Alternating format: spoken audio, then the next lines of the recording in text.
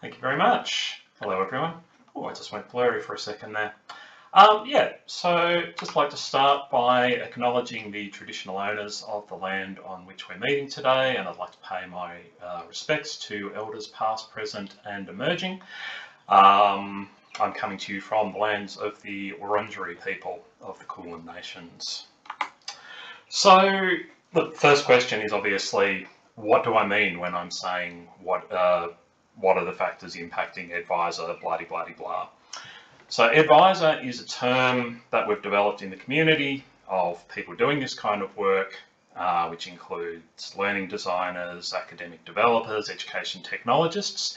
It's portmanteau for educator-advisors. Generally speaking, people working in the third space between administration and teaching in higher education, but also in other sectors.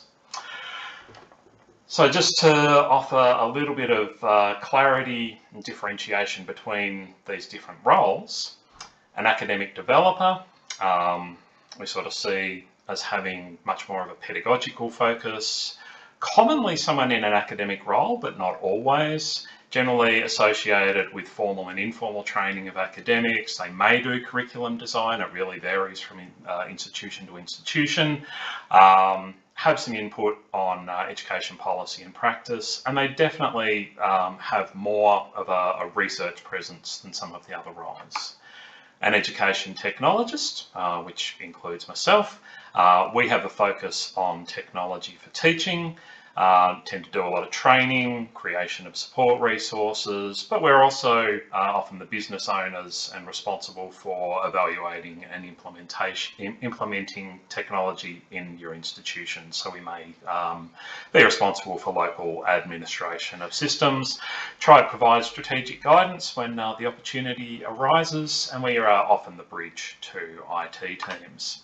And then your learning designers kind of sit in between those two spaces, much more of a mixture of pedagogy and technology, tend to be involved in the development and co-design of course resources and activities, advising on teaching practice transformation, training and support intel, and also have a little bit to do with research. And that definition was informed by a number of colleagues who have actually written papers for ASCILITE previously.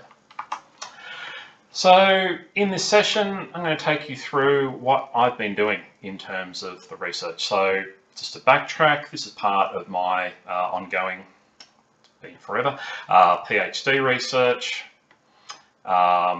Jessica Frawley is one of my supervisors at the University of Sydney, so she's been very helpful in undertaking this work.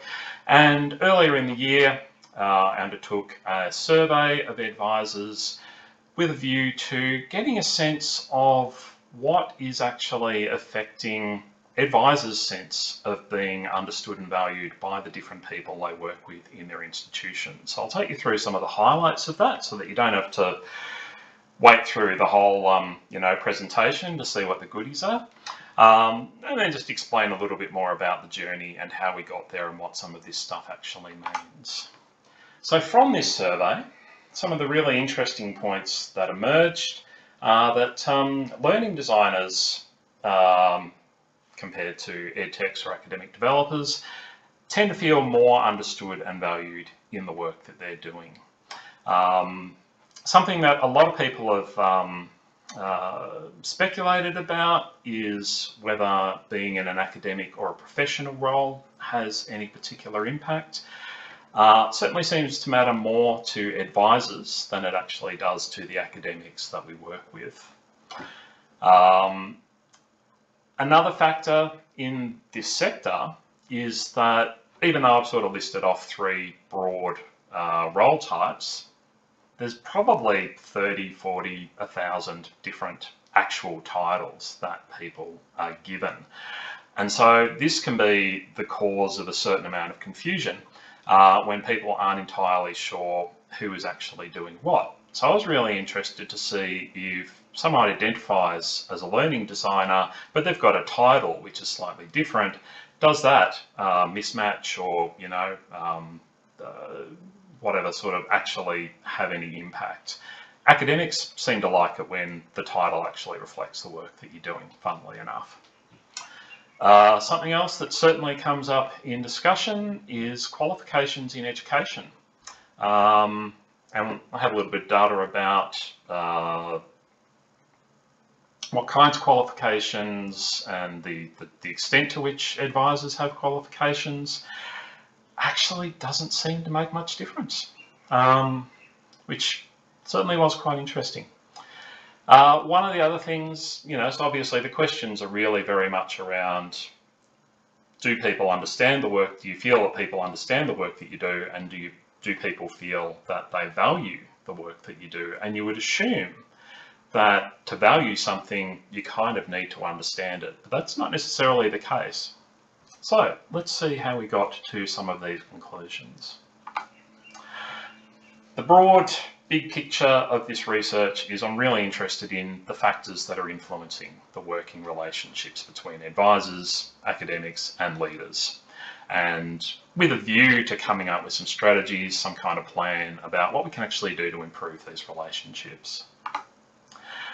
So that picture there basically represents the pile of unread papers I've got sitting on my desk. But in the process of going through the literature, which I've been doing sort of in an ongoing way for about 6 years now, some of the factors that really have stood out as potentially having an impact on this relationship are: what kind of role are you in? Are you in an academic or a professional role? What kind of qualifications do you have? And where's your unit located? So are you in a central team or are you in a faculty-based team? And something that's not necessarily represented in the literature, but which absolutely emerges from conversations and discussions with practitioners. Those people who don't know me, I'm also a leader of the Edvisors SIG, which is a community of practice for advisors. The extent to which your title aligns with your role type, gender may play a part, the name of the unit that you actually work for. So if people are looking for support and they see a team, do they actually get what that team is responsible for doing? And then other questions like, well, I mean, does it matter if you're in a sandstone university or a regional university? Does it matter if you're working in a business faculty or a law faculty or a science faculty? How do these things actually impact on the way that you're able to work with these other people? So I undertook a survey of 66 members of the Technologists network from 24 institutions around Australia. There are a lot of questions because obviously with all of those factors, sort of trying to see what actually makes a difference. Did the statistical validation, had some open text responses, there was qualitative coding done on that. And so this is kind of the overall kind of picture. So a lot of this data actually broke down by the role types, but I do also look at it just from the advisor's perspective as a whole. So there was a 7-point Likert scale question, pretty much, either you strongly agree all the way through to strongly disagree. So what you sort of see in this data is that the closer someone is to you, the more you feel that they understand and value the work that you do. So, I mean, look, that kind of makes sense. You would expect, you would hope that your direct manager has some idea of what it is that you're actually doing. And then other advisors in the institution, whether it's, I mean, if you're a learning designer, do the academic developers understand what you're doing? Do the ed techs understand what you're doing? So being the next closest people, you can see that, they were felt to understand and value, sort of next down the list. Academics, a little bit lower down, and then other managers sort of at the bottom of the list. But in all of the cases, people actually felt more valued than understood. So I guess that's kind of good. It's nice to be valued in the workplace. Of the survey, and this was quite revealing. So these are the responses that we got. There are a lot of learning designers in the Technologists network. That was a surprise. I had always assumed we had a relatively equal balance. The eagle-eyed among you will note that this doesn't add up to 66. There was a question about what role type do you identify with. It was a little bit later in the survey. A few people didn't actually answer that question.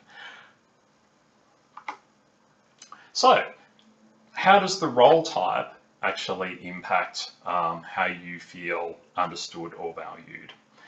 Some of the data was more statistically significant than some of the other data. So obviously there are, if you do the multiplications, there are a lot of factors at play. I'm just going to focus on, the most the parts that really stood out the most. So learning designers definitely felt more understood and valued by their direct managers than ed techs or academic developers.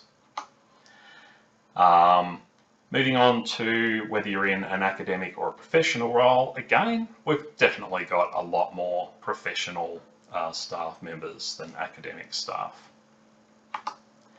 And you can see, if we break that down by the different role types, even amongst one of the interesting things was that there are quite a few academics working as education technologists. That was something that I wasn't expecting to see at all. The balance between academic developers in academic and professional roles was, the closest, and the rest was, sort of fairly skewed.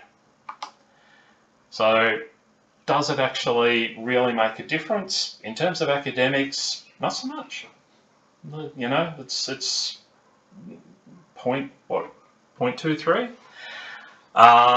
In terms of the advisors, it's a little bit more of a jump. In terms of being valued, pretty much exactly the same thing.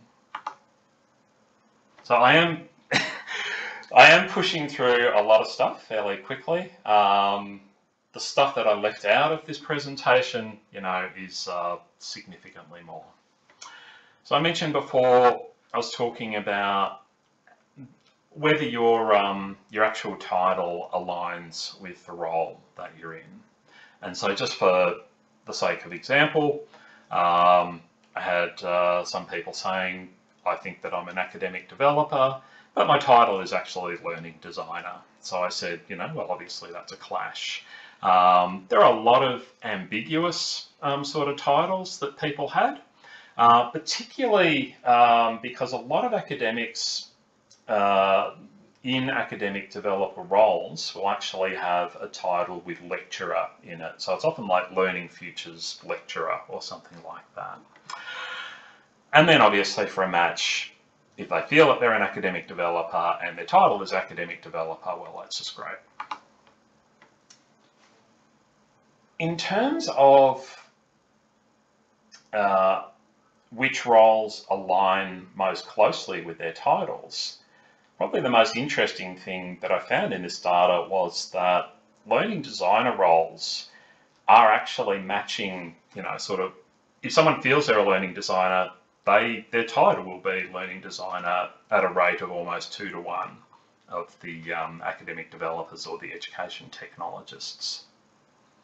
And I think that's actually, sort of had an impact on why learning designers do feel a little bit more valued. They feel that they've got a stronger sense of their identity as professionals. So in terms of how this impacts on your sense of being understood, on the left-hand side, we've got direct managers, whether your direct manager understands the work that you do. Having a matching title certainly seems much more helpful than having an ambiguous title.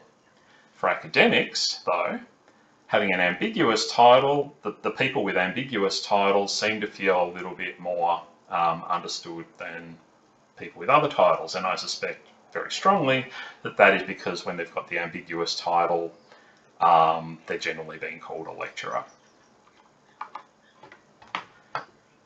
In terms of being valued, kind of the same story, but on the right side of this, again, this is the academics, whether advisors feel that they're valued by the academics. either having a matching title or an ambiguous title certainly made much more difference than if you've got a title that actually clashes with who you think you are. I see there's a lot going on in the chat. I wish I could be paying attention to this, but I am trying to get through my content here. In terms of, thank you. So just having a look. Yeah, so in terms of actual other advisors, yeah, no one really seems that fussed about it. However, actually no, in terms of other advisors, if you're a learning designer or an education technologist, they don't seem particularly fussed if their title matches or clashes.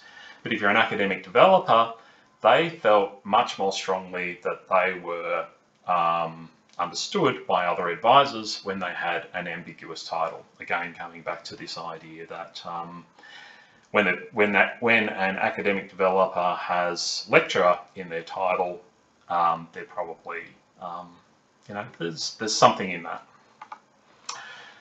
Qualifications. So looking at the proportion of advisors in the survey that have education qualifications, anything from a Cert 4 in training and assessment to a PhD, 70%, 71% actually have education qualifications, broken down by academics and professionals. A lot more professionals have education qualifications than advisors in academic roles. Does this really make a difference? Definitely for education technologists, they felt much more valued by academics in both cases. For academic developers and learning designers, there was less of an impact. So that was a lot, and I certainly encourage you to go and read the paper because it expresses what I've tried to capture somewhat more articulately. But some of the really interesting things that came out of this, and part of the point of this survey was very much about testing some hypotheses, because there's a lot of stuff that gets talked about in the community. There's certainly things that get discussed in the literature, but I don't feel like it's ever really been tested. And in terms of looking at least how advisors perceive that they are seen by these different people, whether you're in an academic or a professional role just didn't seem to matter as much. And so that was probably a really big deal. Overall, the vibe of the research was that we need to spend a lot more time looking at the way that the different types of advisors actually look at each other, understand each other, and kind of work together. That was probably the biggest takeaway for me. And so that's certainly steering the future directions of the rest of this research. In terms of whether you've got an education qualification, I mean, look, one glaring kind of question that came out of that was, I mean, do people even know if you've got an education qualification, or does it just impact on the confidence with which you feel you can actually speak about education, learning and teaching? Didn't get to the relationship between people working in faculty teams versus central teams. If you're not in this kind of space, you may not be aware, but there can be tensions between faculty and central areas. Some of the things that I didn't cover, but which are actually covered in the paper, institutional groupings really didn't seem to make any difference, whether you're in a group of 8 or a regional university or anything else. The sample for people working in disciplinary areas was quite small, but there was some significant jumps. So people working in a business faculty felt much more valued than people working in a science faculty. So that absolutely merits a little bit more investigation. Gender didn't seem to make much difference at all. In terms of the name of units, The only thing that really stood out was if there's design in the name of the unit, that seemed to make some difference. And yeah, the central faculty thing wasn't sort of particularly conclusive. Bang on time, and now open for questions and more of a comment. And I might sort of scroll through, but if someone has, yeah. Over to you, Lisa, thank you.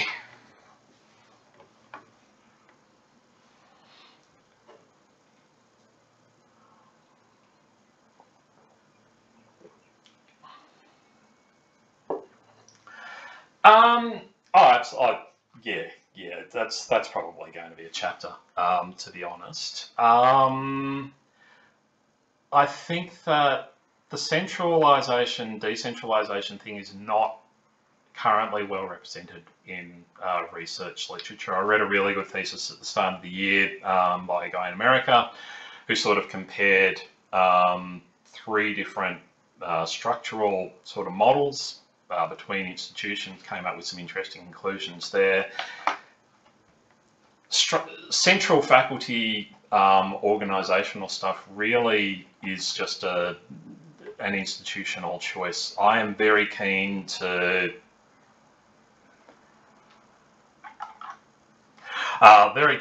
actually build some models of the different structures that we actually live and work in, because I think that could be quite revealing.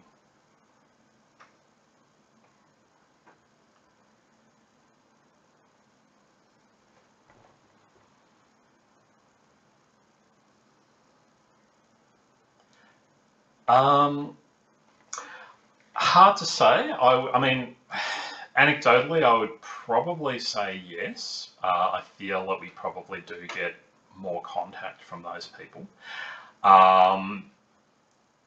The purpose, the real focus of this research is it's practitioner-centric research. So I can understand that people would sort of say, well, yeah, no, you need to be getting the perspectives of the academics and the leaders and everything else. But the ontological sort of paradigm that I'm working in is very much about the practitioners. So this is looking just at the perspective of the advisors at this stage, and that's, you know, an open door for other research in other areas.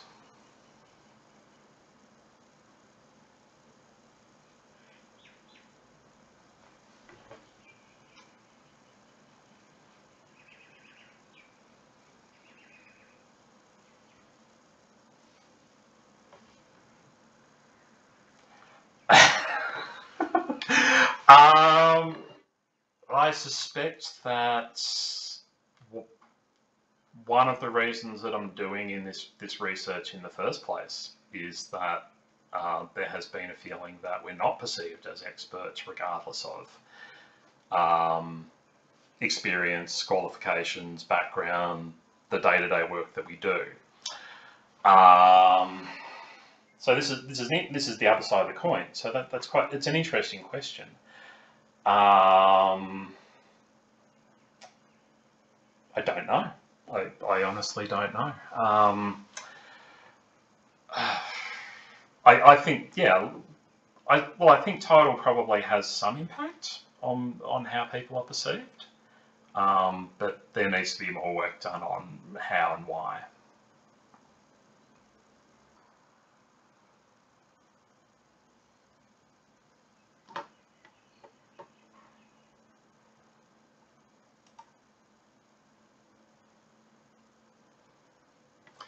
I absolutely do. And look, I mean, I'll be honest that the 3 types of roles, just based on the work that I've been doing, I think there's probably at least 5. There's massive overlaps between all 3 of them already, in that, you know, most people provide some kind of training and support and develop resources, and I have a separate piece of work that I'm engaged in at the moment, sort of trying to find what the unique things are, or the relatively unique things are But yeah, these roles are constantly in flux, but you've got to start somewhere, and these seem like decent buckets for the time being.